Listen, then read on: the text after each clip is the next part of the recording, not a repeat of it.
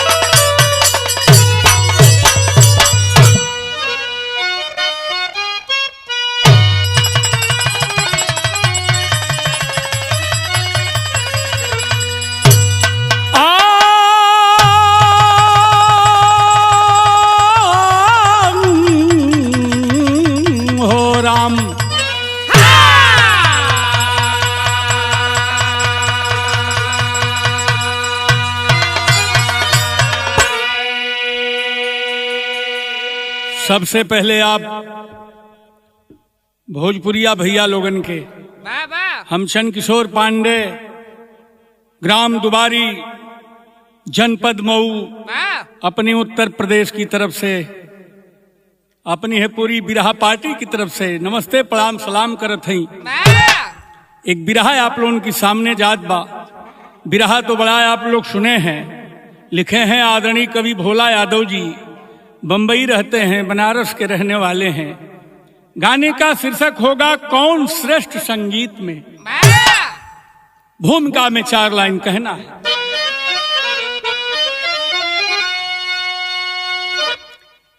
जीतता है बहादुर वही जंग में जिसने शमशीर को भी हो हिम्मत से तोला। दूसरों की मदद जो कि करता सदा, करता उसकी मदद खुद ही आकर के मौला। मुनिवर तमूरा विड़ाधारी नारद भ्रमण करने निकले बगल टांग झोला। श्रेष्ठ संगीत में कौन हमसे धरा पे,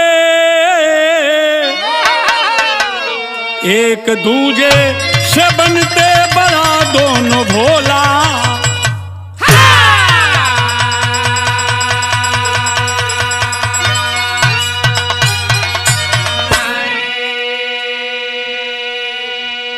वीणाधारी नारद जी और वीणाधारी तंबूरा ऋषि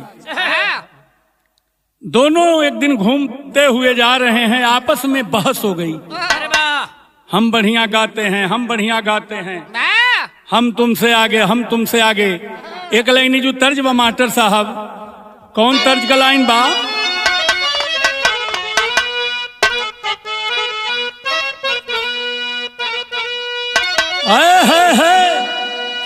उहे तरज का लाइन बा कि तू अगर साथ देने का,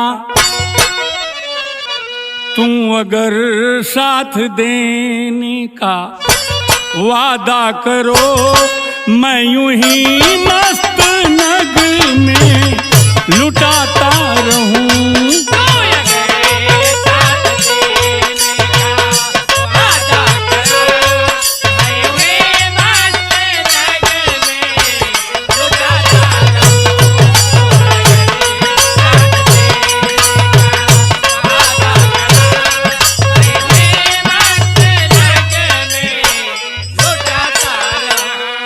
लेकिन कवि जी लिखे हैं बुझदिली के बदौलत,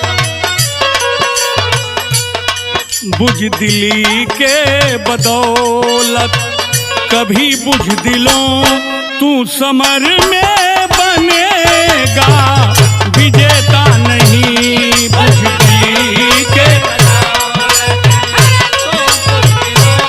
तू समर में बनेगा विजेता नहीं।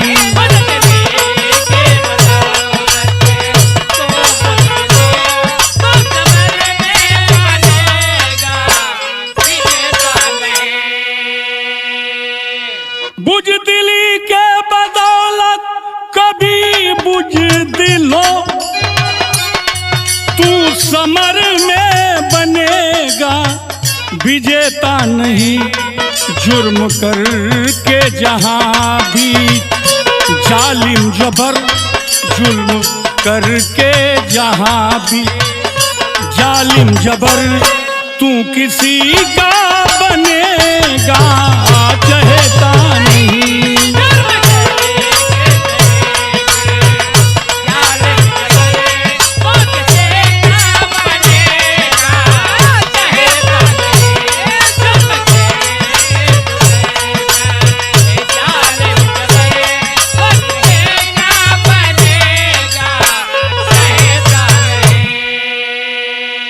कहानी का शुरुआत हो गई लेखपति बढ़ाला मास्टर साहब शेर बा कि दिल में गरूर लेकर वे दोनों हौसला, विष्णु के पास पहुंचे कराने हैं फैसला।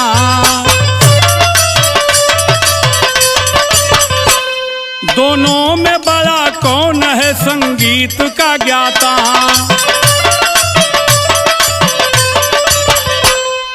परख के बता दीजिए जग के विधाता।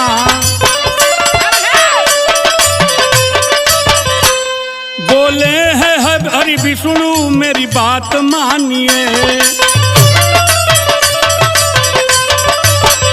अरे बोले हैं हरि विष्णु मेरी बात मानिए, अयन भिज्ञ हूँ संगीत में अनजान जानिए।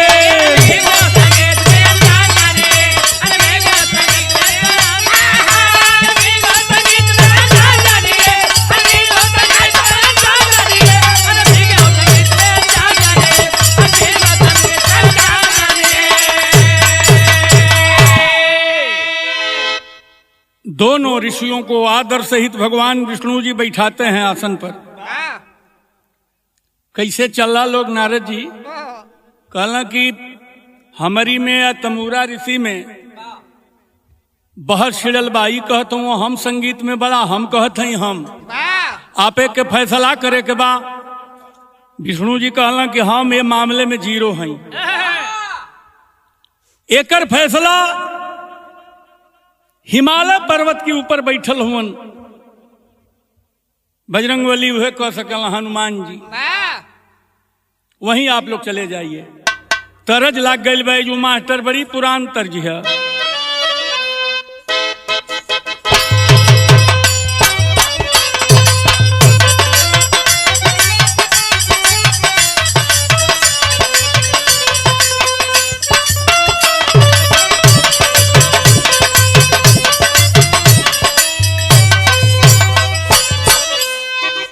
उहे तरज गलाइन बा सिकिया कन्हैया,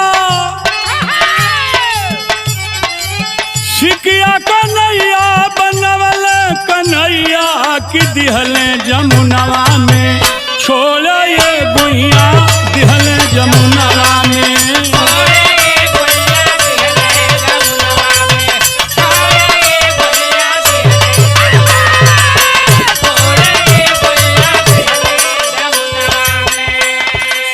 हेलो ये भगवान अदरक का स्वाद, अदरक का स्वाद जग में बंदर का जनी है कि जनी है कागितियन को मोल हो, बंदर जनी है कागितियन को।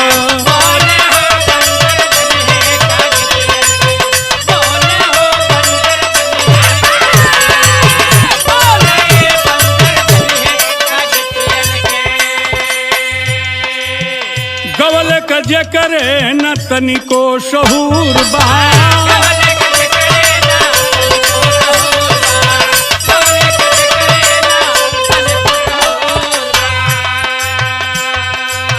ज्ञान संगीतिया का नाही भरपूर बा।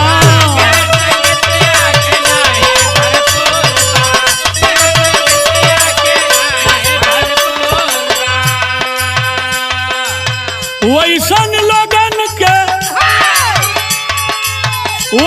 लगन के अब ज्ञानी के मनी है कि जनी है कागितियन को मोल हो, बंदर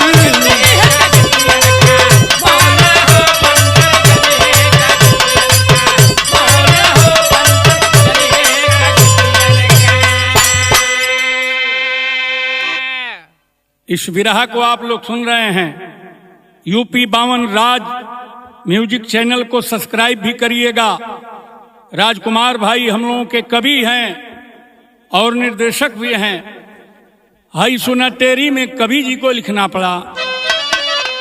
अरे समंदर को ये जमाने चल दिए, धनी संगीत के शौकीन धर्मी धर्म धुरंधर अरे धुरंधर अरे धुर।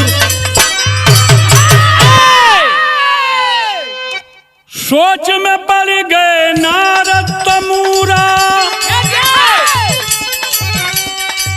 अपने मन में करें मला।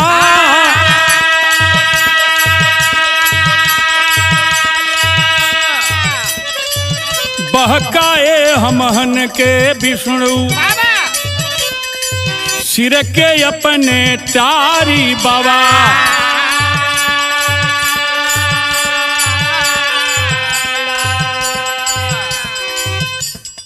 चला जब चलते बनी जा, बंदर बा मनोरंजन होई,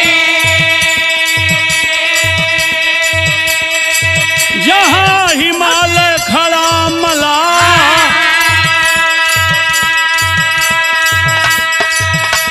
उपहास कयल जाई जम के, अब पकड़ के वो करी सिर का बाल।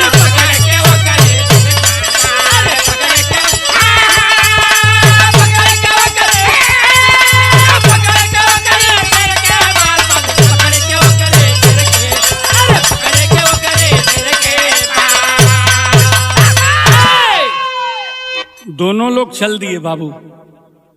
गैला न हिमालय पर्वत पर तो तरज गलाइन बा। कौन तरज गलाइन बा?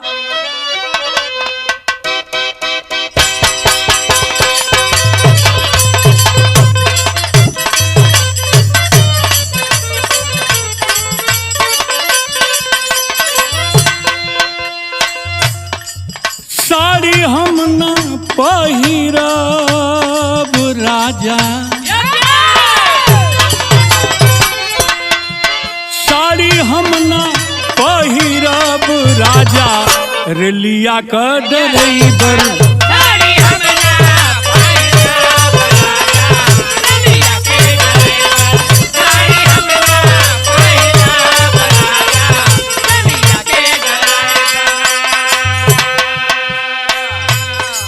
वही हिमालय की पहाड़ी दोनों, वही हिमालय की पहाड़ी दोनों, पहुँचे बीड़ाधारी।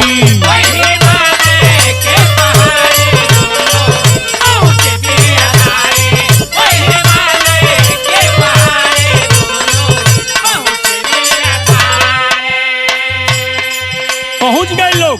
देखल लो का राम के भजन में कपिवर लीन, हरत दोनों लख के सीन।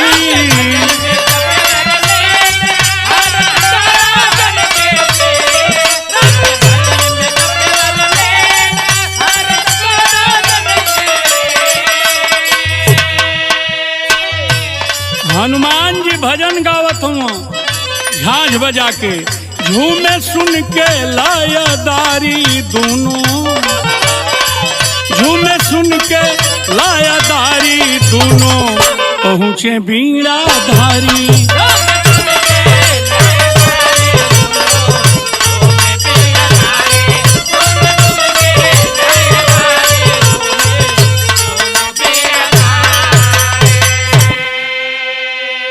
दोनों जना पकड़ के कई लोका की पकड़ के झकझोरे ले तनवा, अटूटल महावीर का धनवा।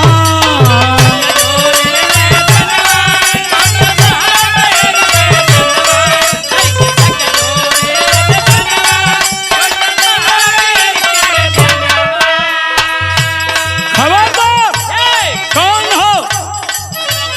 जब कटकटैला हाँ दांत निकाल के तो दोनों जना गनगनाए लगे। कहलो हम हन राम का पुजारी दोनों, हम हन राम का पुजारी दोनों, पहुँचे बीड़ाधारी।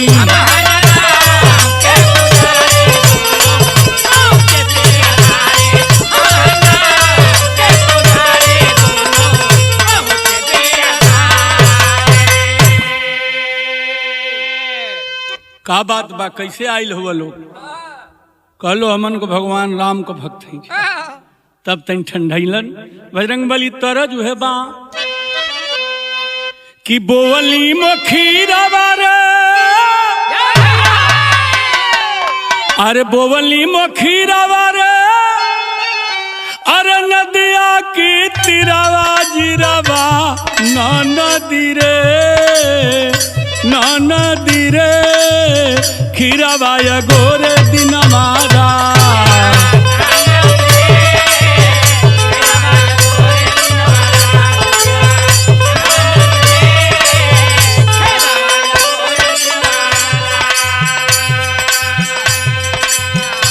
बतावत हूँ अरे बाटी संग गीतिया में, बाटी संगीतिया में, अरे दोनों गुणवान बीरवा हनुमत हो, हनुमत हो, लेकर के अलिया रामा।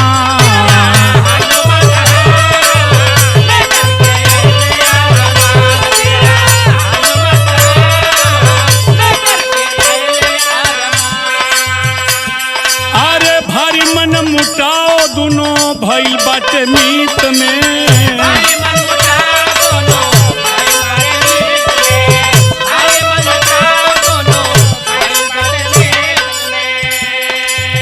यह बात सवाल के बाद श्रेष्ठ संगीत में।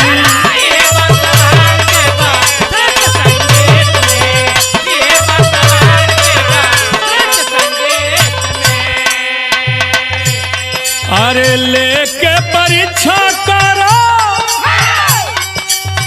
लेके परीक्षा करो, फैसला सुजान बिरवा हनुमत हो, हनुमत हो, लेकर के आरामा।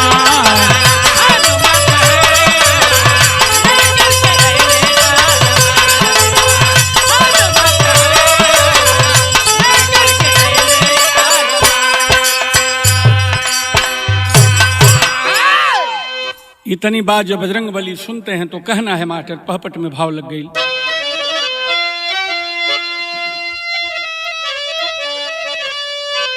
अरे छोड़ दिए बीड़ा पर मधुर तराना बांका बजरंगी, छोड़ दिए बीड़ा पर मधुर तराना बांका बजरंगी, अश्वहलारी से सबको किए दीवाना बांका बजरंगी।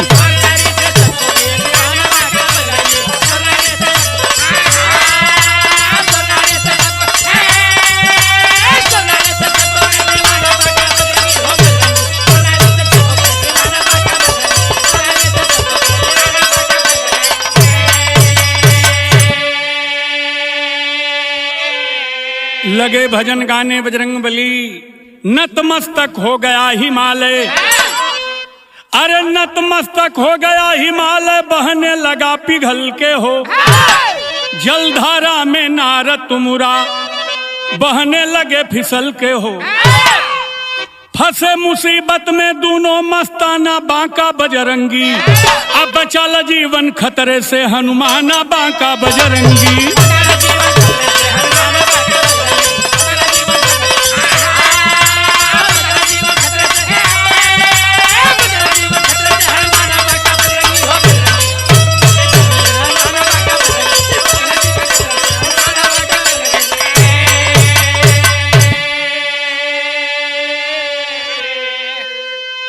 बर्फ पिघल के बहने लगा, भजन सुनते ही हनुमान जी की सुलहरी में बर्फ पिघल रहा है।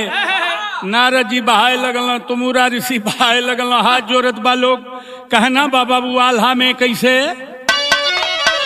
हाय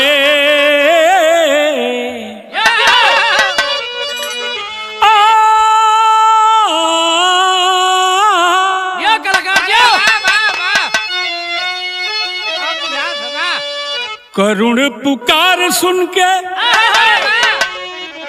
करुण पुकार सुन, अरे सुनल अंजनी के रे भैया, मधुर संगीत से हटवल अपन ध्यान। नारद तंबुरा के बचावे खातिर तहिया जनवा दादा, बीड़ावा को छोड़ दौड़े वीर हनुमान। हनुमान जी बीड़ा छोड़ दिहलन, जान बचावे चल दिहलन। बर्फ बनी गईल तबही माला वाला पनिया दादा, अचरज में पड़ी गईल दोनों हो सुजान। लखी के करिश्मा दोनों मौन हो गईले भैया, बोले बजरंगी सुना ज्ञानी गुणवान।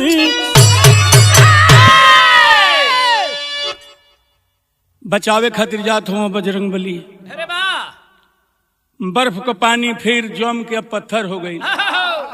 दोनों जना वही में फंसल बालो, तमुरा लेके आधा शरीर अब एकदम समझे कि वही में धंसल है। कहना बाबू का कहना है, अरे जे बर्फ के पिघला के, हनुमान जी कहा सुना लोगन दोनों जना का फैसला करते हैं। जे बर्फ के पिघला के बनाई पनिया, औहे श्रेष्ठ हो संगीत में कहाई ज्ञानिया।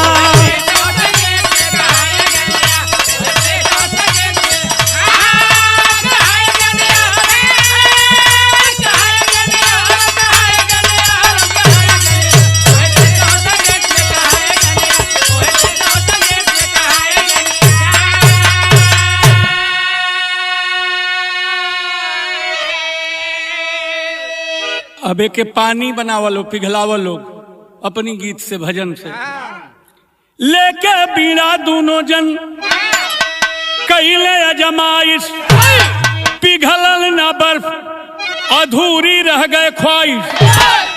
हार गईले गागा के, हार गईले गागा के सगरियापन दुनिया। एको धुन तर्ज बचल ना उन्हल उनका कहना बाकी बातें संगीतज्ञ सर्वश्रेष्ठ बजरंगी, सच्चा भक्त राम, सच्चा राम भक्त वीर, योधा रणरंगी। यही से बड़ा इनका गावे दुनिया। हनुमान जी भजन गाए और फिर बर्फ पिघला और पानी बन गया, दोनों का जान बचा बाबू। यही से बड़ाई अरे इनका गावे दुनिया, वह श्रेष्ठ हो संगीत में कहाई ज्ञानिया।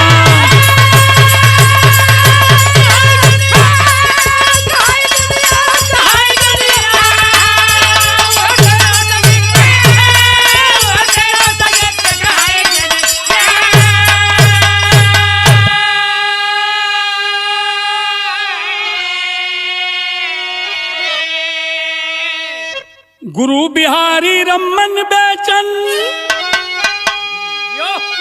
श्यामा सीताराम, विश्वनाथ बब्बन गिरधारी,